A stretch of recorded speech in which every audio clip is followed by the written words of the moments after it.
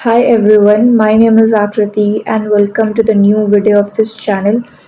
तो आज हम लोग जो है जैनिज़्म को शुरू करने वाले हैं। लास्ट वीडियो में हमने उपनिषद्स के बारे में पढ़ा। आज की इस वीडियो में we are going to talk about the Jainism. ठीक है। The last and the 24th Tirthankara of the Jainas, Vardhaman Mahavira, also spread his message around this time 2500 years ago। तो देखो जैनिज़्म के बारे में हम पढ़ रहे हैं, जैन धर्म के बारे में हम पढ़ रहे हैं। ठीक है। अगर मैं आपको बताऊं ये जो जैन शब्द है इसका क्या मतलब है, तो ये जो जैना शब्द है ये आया है आपके जीना शब्द से। ठीक है। जिसका मतलब क्या होता है, जिसका मतलब होता है लिबरेटर, विक्टर और कनकुरर। ठीक है। तो अब देखो जो लास्ट तीर्थंकारा थे जैनिज़्म के वो कौन थे, वो थे वर्धमान महावीरा। उनसे पहले भी बहुत लोग आए। ठीक है। उनसे पहले जैसे कि एक आए थे ऋषभ देव, ये आपके फर्स्ट तीर्थंकारा थे। ठीक है। महावीरा आपके आए लास्ट में 24th, उससे पहले भी 22nd थे। अरिष्टनेमी, ये आपकी बुक में नहीं दिया हुआ है, ये मैं एक्स्ट्रा बता रही हूँ कि ऋषभ देव आपके फर्स्ट तीर्थंकारा थे। ठीक है। लेकिन जिनको एक्चुअल फाउंडर माना जाता है जैनिज़्म का, कि भाई यहाँ जिसने जैन धर्म को फाउंड किया, बनाया, ऑल दैट, तो वो माना जाता है किसको, लॉर्ड महावीरा को। तो अगर कहीं पर भी आपके पास एक क्वेश्चन आता है, कुछ लोग ये दिमाग लगाते हैं अरे लॉर्ड महावीरा तो भाई लास्ट तीर्थंकारा थे, तो वो कैसे फाउंडर हो सकते हैं, जो पहले वाले थे उनको फाउंडर होना चाहिए था। ऐसा नहीं है। जो लास्ट तीर्थंकारा है लॉर्ड महावीरा, उनको ही हम फाउंडर ऑफ जैन रिलीजन मानते हैं। ठीक है। तो अगर आपके पास क्वेश्चन आता है आपको क्या चूज़ करना है, लॉर्ड महावीरा, दैट्स इट। तो he was the last and the 24th tirthankara. ठीक है। He was a Kshatriya prince of the Licchavis, a group that was a part of the Vajji sangha. तो वो जो है एक क्षत्रिय प्रिंस थे। इस क्षत्रिय प्रिंस पे आप काफ़ी एम्फेसाइज करिएगा, क्योंकि आपके पास बहुत सारे ऑप्शंस आ सकते हैं। उसमें से ये आ सकता है कि भाई क्या वो एक ब्राह्मण क्लास से बिलोंग करते थे, या वो एक क्षत्रिय थे, या फिर वो एक शूद्र थे। तो इस तरीके से जो है आपके पास ये एमसीक्यूज में आ सकता है। तो आपको क्या टिक करना है, ही वॉज अ क्षत्रिय। वो एक क्षत्रिय प्रिंस थे of the Licchavis, a group जिसके बारे में आपने पढ़ा चैप्टर नंबर 5 में। ठीक है। जब वो 30 साल के थे तो एट द एज ऑफ 30 ही left home and went to live in a forest. तो 30 साल की उम्र में उन्होंने अपना घर बार छोड़ दिया और जंगल चले जाते हैं वो रहने के लिए। For 12 years he led a hard and lonely life, at the end of which he attained enlightenment। तो 12 साल के लिए, ठीक है, फॉर द 12 years उन्होंने एक कठिन, एक अकेले में जो है ज़िंदगी गुजारी, and at the end of the which क्या हुआ, उन्हें मोक्ष की प्राप्ति हुई, उन्हें जो है इनलाइटनमेंट प्राप्त हुआ, just like the Lord Buddha. ठीक है। He taught a simple doctrine: men and women who wished to know the truth must leave their homes। ठीक है। They must follow very strictly the rules of ahimsa, which means not hurting or killing living beings। ठीक है। तो क्या वो सिखाते थे, क्या उनका मैसेज था, ठीक है, तो वो एक उनका एक सिंपल डॉक्ट्राइन था। मैन एंड वुमेन को कहते थे कि भाई जिसको भी सच्चाई को जानना है, कि भाई इस दुनिया की जो सच्चाई है अगर उसको जानना है तो आपको अपना घर बार छोड़ना पड़ेगा। और जैन धर्म का ये एक फंडामेंटल प्रिंसिपल है कि वो अहिंसा पर विश्वास रखते हैं। अहिंसा मतलब किसी भी जानवर को नहीं मारना। ठीक है। जैसे रिसेंटली क्या हुआ था ना, केस हुआ है, नामीबिया एक कंट्री है साउदर्न अफ्रीका में, नामीबिया नाम से। तो उसने एक ऑर्डर इशू करा कि क्योंकि वहाँ पे पूरा सूखा पड़ गया था, पूरा ड्रॉट पड़ गया था, तो उनके उनके पास लोगों को खिलाने के लिए पैसे नहीं थे। भाई आपका एक देश है, वहाँ पे अगर आपको लोगों को खाना खिलाना है, ज़िंदा रखना है, तो खाना होना चाहिए, बट उनके पास था नहीं, क्योंकि बारिश नहीं थी, पानी नहीं था, तो अनाज उनका हुआ नहीं। तो उन्होंने एक ऑर्डर इशू करा। ओवर 700 एनिमल्स थे, including elephants, zebras and all. उन्होंने बोला कि ठीक है, अगर हमें अपने जो है लोगों के फूड सिक्योरिटी को देखना है तो हमें जानवरों को मारना पड़ेगा, क्योंकि और कोई ऑप्शन तो था नहीं। तो जब ये बात इंडिया के जो जैन लोग थे उन्होंने जब ये सुनी, मतलब जैन कम्युनिटी के जैन कम्युनिटी के लोगों ने जब ये बात सुनी तो उन्होंने क्या किया, क्योंकि वो एकदम अहिंसा पर विश्वास रखते हैं, वो समझते हैं कि जानवरों को नहीं मारना चाहिए, तो उन्होंने बोला कि आप जानवरों को मत मारो, हम आपको जो है खाना प्रोवाइड करेंगे, हम आपको खाना देंगे, लेकिन आप जानवरों को उसके बदले मत मारो। ठीक है, तो आप ये देख सकते हो कि उनके रग रग में ये फंडामेंटल प्रिंसिपल है कि जानवरों को नहीं मारना है, तो वो लोग अहिंसा पर विश्वास रखते हैं। वही आइडिया जो लॉर्ड महावीर ने सिखाया है उन्हें। ठीक है, all beings, said Mahavira, long to live. To all things, life is dear. Ordinary people could understand the teachings of Mahavira and his followers because they used Prakrit. ठीक है, तो लॉर्ड महावीरा का एक स्टेटमेंट है, वो कहते थे all beings long to live, to all things life is dear. जिस तरीके से इंसान के लिए जीवन इतना इम्पॉर्टेंट है, जब एक जानवर को छोटी सी चोट भी लग जाती है हम उसमें उतना दुखी होते हैं, उसी तरीके से जो जानवर है आपका, जो बेजुबान है, कुछ बोल नहीं पाते हैं, उनको भी ज़िंदगी जीने का हक है, हम किसी से उसकी ज़िंदगी नहीं छीन सकते हैं। ये जो आइडिया है वो महावीर ने दिया। तो ये आपके पास स्टेटमेंट आ सकता है, आपको ये स्टेटमेंट दे देगा, बोलेगा ये स्टेटमेंट किसने बोला, ऐसे एमसीक्यूज घुमा के दिए जाते हैं पेपर में। आपको ये स्टेटमेंट दे देगा, क्या, इन्वर्टेड कॉमा लगा करके, all beings long to live, to all things life is dear. ठीक है, आपको पूछेगा कि भाई ये स्टेटमेंट किसने बोला है। तो ये जो लाइफ वाला बात है कि नहीं, हर चीज़ में जो है ईश्वर का वास है, किसी भी चीज़ को नहीं मारना है, ये चीज़ जो है लॉर्ड महावीर ने बोली है। ठीक है, ordinary people could understand the teachings of Mahavira and his followers because they used Prakrit. अब जो ऑर्डिनरी पीपल थे वो उनके टीचिंग्स को, जो लॉर्ड महावीरा जो भी मैसेज अपना देते थे उसको समझते थे, क्योंकि ही यूज्ड कॉमन लैंग्वेज। ठीक है, कॉमन लैंग्वेज का इस्तेमाल करते थे, उस टाइम प्राकृत चलती थी, तो प्राकृत भाषा का इस्तेमाल करके जो है वो अपने teachings. There were several forms of Prakrit used in different parts of the country and named after the regions in which they were used. ठीक है, तो मुझे प्राकृत भाषा, इसके भी कई सारे फॉर्म्स थे, अलग अलग देश के अलग अलग पार्ट्स में बोली जाती थी, एंड जिस भी क्षेत्र में, जिस भी रीजन में जो है इस भाषा को बोला जाता था तो उसी का नाम पड़ गया था। जैसे हिंदी के अलग अलग डायलेक्ट्स हैं, उसी तरीके से प्राकृत के भी अलग अलग डायलेक्ट होते थे और उसको रीजन के अकॉर्डिंग एक नाम दे दिया जाता था। ठीक है, for example the Prakrit spoken in Magadha was known as Magadhi.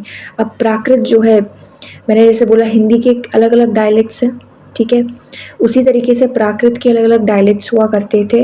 अब मगध में अगर प्राकृत बोली जा रही है तो उसको बोला जाता था मगधी।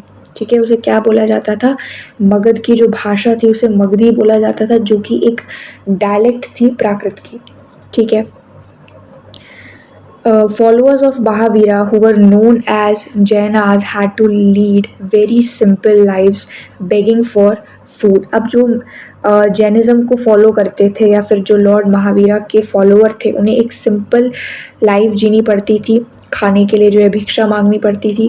दे had to be absolutely honest and were specially asked not to steal. तो उन्हें बोला जाता था कि उन्हें एब्सोल्युटली ऑनेस्ट रहना है, ठीक है, ईमानदार रहना है, एंड कभी भी चोरी नहीं करनी है। Also they had to observe celibacy and man had to give up everything including their clothes. और जो इंसान है या जो स्पेशली मैन है उसे अपना सब कुछ जो है छोड़ देना है, इंक्लूडिंग देयर क्लोथ्स, मतलब कपड़े भी उनको त्याग देने हैं। It was very difficult for most men and women to follow these strict rules. अब ये जो जैनिज़्म कितने strict rules थे, कई लोगों के लिए it was very difficult कि वो इन rules को follow कर पाए। Nevertheless, thousands left their homes to learn and teach this new way of life. लेकिन उसके बावजूद भी बहुत सारे लोग थे, thousands of people, उन्होंने क्या किया, अपना घर बार छोड़ दिया इस न्यू वे ऑफ लाइफ को जीने के लिए।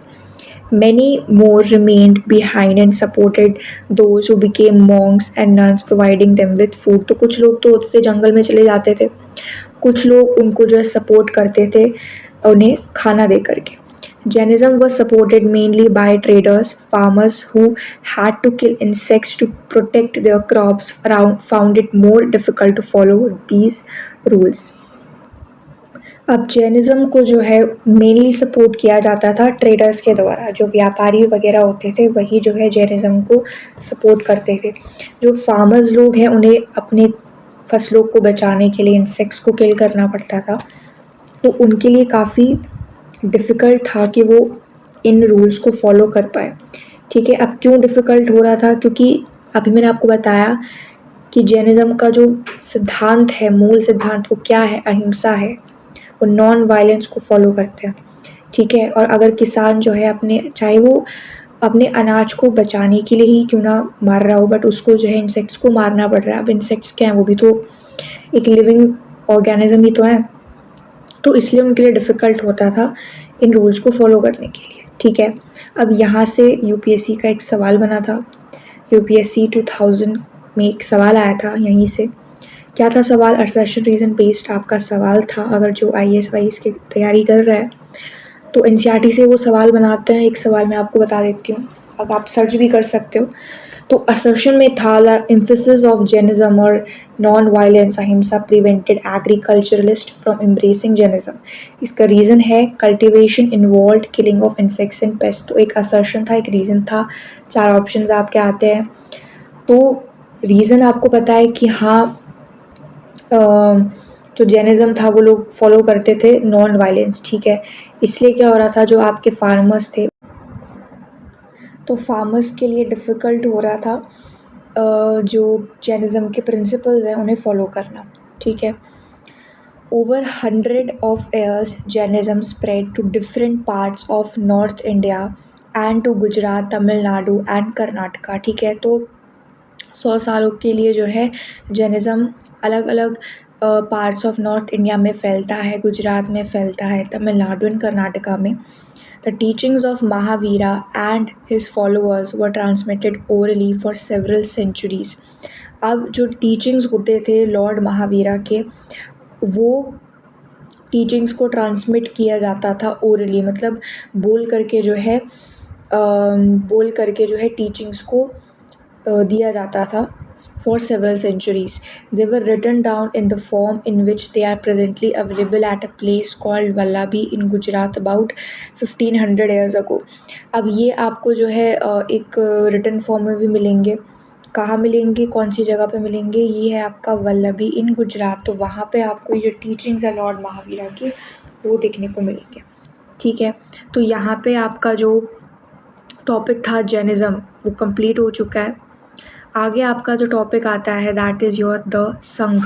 ठीक है, both the Mahavira and the Buddha felt that only those who left their homes could gain true knowledge. अब देखो, जो आपके लॉर्ड बुद्धा थे और आपके जो लॉर्ड महावीरा थे, दोनों का ही क्या मानना था कि आपको मोक्ष की प्राप्ति तभी हो सकती है या फिर आपको नॉलेज तभी मिल सकता है जब आप क्या करोगे, जब आप अपना घर छोड़ दोगे।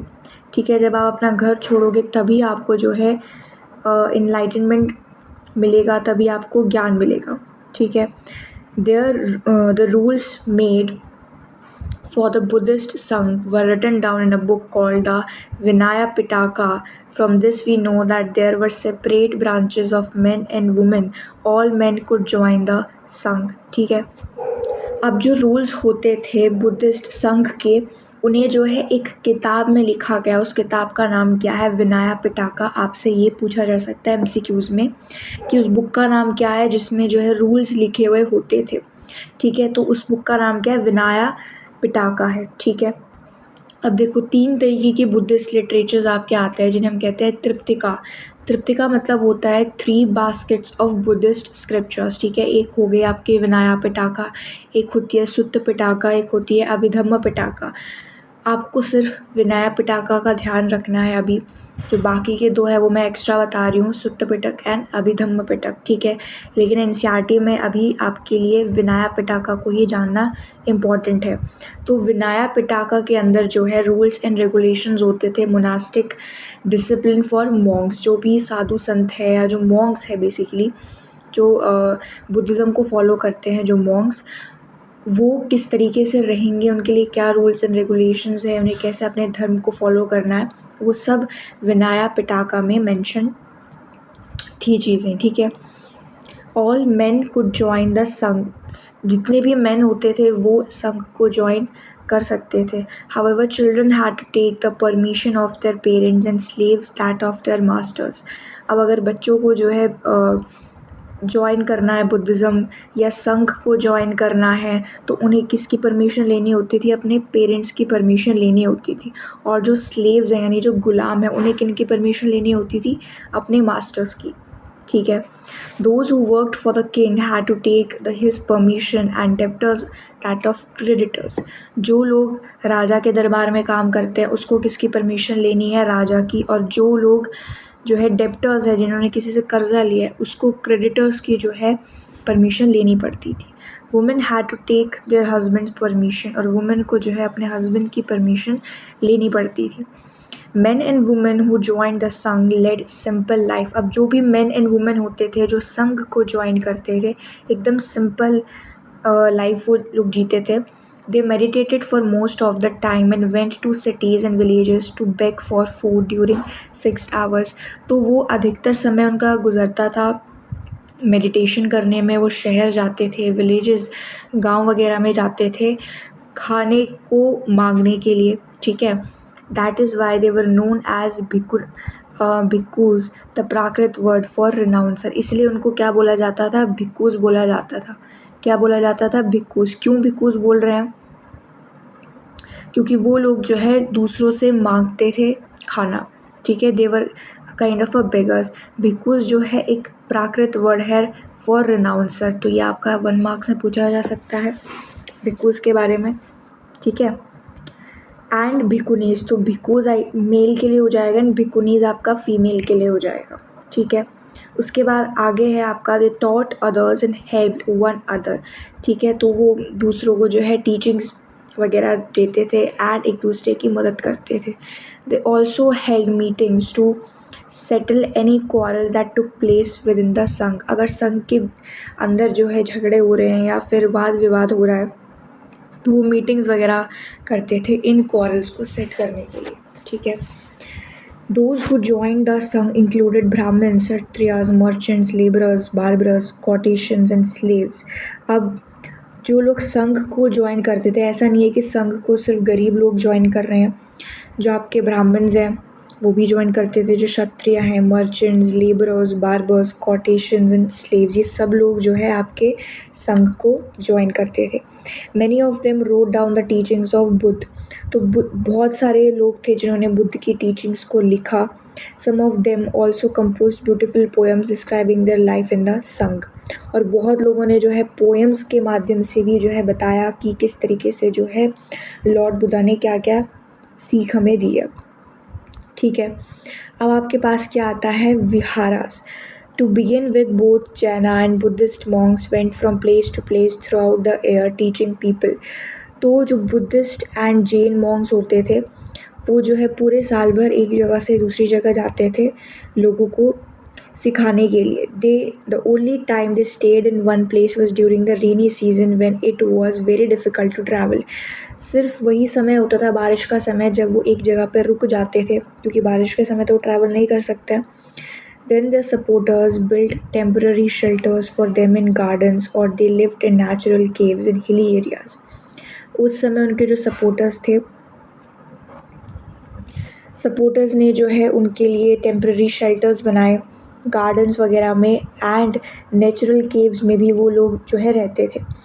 As time went on, many supporters of the bhikkhus and bhikkhunis and they themselves felt the need for more permanent shelters and so monasteries were built। अब जैसे जैसे समय बीतता गया तो बहुत सारे जो सपोर्टर्स थे भिक्खूज एंड भिक्खुनीस के, उन्हें लगा कि हमें जो एक परमानेंट शेल्टर बनाना चाहिए, तो इसलिए उन्होंने इस तरीके की मोनास्ट्रीज़ डेवलप करना चालू कर दी, जैसे बुद्धिस्ट मोनास्ट्रीज़ होती हैं आपकी। These were known as viharas और इन मोनास्ट्रीज़ को क्या बोला जाता था? विहारास बोला जाता था। The earliest vihara were made of wood and then of brick। तो स्टार्टिंग में उन्होंने जो है लकड़ी से ही इन विहारास को बनाया, यानी इन मोनास्ट्रीज़ को बनाया। फिर जो है पत्थरों से जो है इन मोनास्ट्रीज़ को बनाना चालू किया। Some were even in caves that were dug out in hills specially in western India. तो वेस्टर्न इंडिया में जो है आपको पत्थरों से बने हुए मोनेस्ट्रीज भी आपको मिलेंगे, ठीक है। Very often the land on which the vihara was built was donated by a rich merchants or a landowner or the king। अब अधिकतर क्या होता था, जो भी ज़मीन जिस ज़मीन पे आप मोनेस्ट्री बना रहे हैं, ठीक है, वो ज़मीन या तो कोई रिच मर्चेंट देता था उन्हें, या कोई लैंड ओनर हो गया, या फिर राजा हो गया। The local people came with gifts of food, clothing and medicine for the bhikkhus and bhikkhunis. तो जो लोकल लोग होते थे वो गिफ्ट के तौर पे खाना देते थे, कपड़े हो गए, मेडिसिन हो गए, भिक्खूज एंड भिक्खुनीज के लिए। In return they taught the people, और उसके रिटर्न में क्या होता था, भिक्खूज एंड जो भिक्खुनीज होते थे वो लोगों को जो है टीचिंग्स देते थे।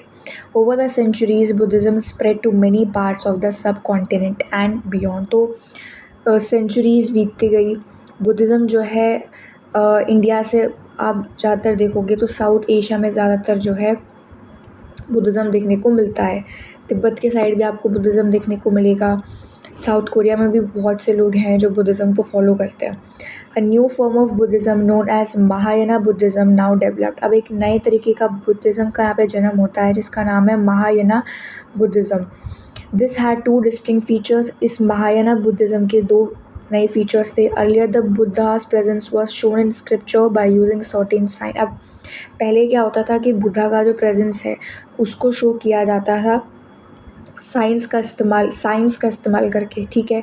For instance the attainment of enlightenment was shown by sculptures of the people tree.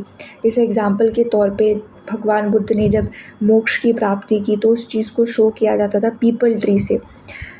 Now the statues of the Buddha were made, many of these were made in Mathura while other were made in Takshila। अब होने क्या लगा था कि बुद्धा के जो है structures या स्क्रिप्चर्स बनाए जाने लगे थे, स्टैचूज़ बनाए जाने लगे थे, ठीक है। बहुत सारे आपको मथुरा में भी मिलेंगे, कुछ आपके तक्षशिला में भी बने हुए हैं। The second change was believe in bodhisattvas. These were suppose to be persons who had attained enlightenment. तो दूसरा जो चेंज आया वो आया बोधिसत्वास के बिलीफ में। ये वो कौन लोग थे, ये वो लोग थे जिन्होंने मोक्ष की प्राप्ति कर ली थी। Once they attained enlightenment they could live in complete isolation and meditate. तो एक बार बोधिसत्वास ने क्या कर लिया, मोक्ष की प्राप्ति इन्होंने कर ली तो इन्हें जो है कंप्लीट आइसोलेशन में रहना पड़ता था और एकदम शांति में मेडिटेट करना पड़ता था। However instead of doing that they remained in the world to teach and help other people. But इन्होंने क्या किया, पहले तो ये था कि हाँ अगर आपको मोक्ष की प्राप्ति हो गई है, आप बोधिसत्वा हैं, तो आपको जो है अब पूरी दुनिया त्यागनी पड़ेगी, you have to get isolated. But change क्या आया, अब ये लोग जो है बाहर निकलने लगे, दुनिया में घूमने लगे और लोगों को जो है टीचिंग्स देने लगे। The worship of bodhisattvas became very popular and spread throughout the central Asia, China and later to Korea and Japan. तो बोधिसत्वास की भी पूजा होने लगी सेंट्रल एशिया में, चाइना में, बाद में कोरिया और जापान में भी इनको जो है पूजा जाने लगा। Buddhism spread to western and southern India where dozens of caves were hollowed out of hills for भिक्खुनीज to live in। तो बुद्धिज़्म जो है वेस्टर्न और सदर्न इंडिया में फैलता है जहाँ पे बहुत सारे जो गुफाएं थी उन्हें जो है केव किया जाता है, उन्हें कार्व किया जाता है, ठीक है, ताकि वहाँ पे भिक्खूज एंड भिक्खुनीज रह पाएँ। Buddhism also spread southeastwards to Sri Lanka, Myanmar, Thailand and other parts of Southeast Asia including Indonesia। तो बुद्धिज़्म जो है साउथ ईस्ट एशिया में भी फैलता है, ठीक है। श्रीलंका हो गया, म्यांमार हो गया, थाईलैंड एंड जो साउथ ईस्ट एशिया है आपका including Indonesia. The older form of Buddhism known as Theravada Buddhism why was more popular in these areas. अब आपसे पूछा जा सकता है कि ओल्डर फॉर्म ऑफ बुद्धिज़्म को क्या बोला जाता है, तो ओल्डर फॉर्म ऑफ बुद्धिज़्म को बोला जाता है थेरेवाड़ा बुद्धिज़्म, जो कि इन एरियाज़ में जो श्रीलंका है, म्यांमार है, इन एरियाज़ में जो है ये ज़्यादातर पॉपुलेटेड है, ठीक है। सो आपका चैप्टर कंप्लीट होता है यहाँ पे। I think all the topics are completed, ठीक है। जो जो इम्पोर्टेंट बॉक्सेस थे वो मैंने आपको बता दिए हैं। तो अब आपका काम है आप दोबारा इसकी रीडिंग लगाओ, दोबारा अपने आप से पढ़ो चीज़ों को, तभी आपको समझ में आएगा। वरना कुछ भी समझ में नहीं आने वाला है। अगर आप वीडियो लेक्चर भी देख लेते हो ठीक है, थोड़ा बहुत आइडिया लग जाता है कि चैप्टर में है क्या एग्जैक्टली, मीनिंग पता चल जाते हैं सेंटेंसेस के, बट जब तक आप खुद से बैठ कर के नहीं पढ़ोगे, नहीं रीडिंग लगाओगे, आपको हिस्ट्री बिल्कुल भी समझ में नहीं आने वाली। ठीक है, तो ये आपका काम है। तब तक के लिए थैंक यू।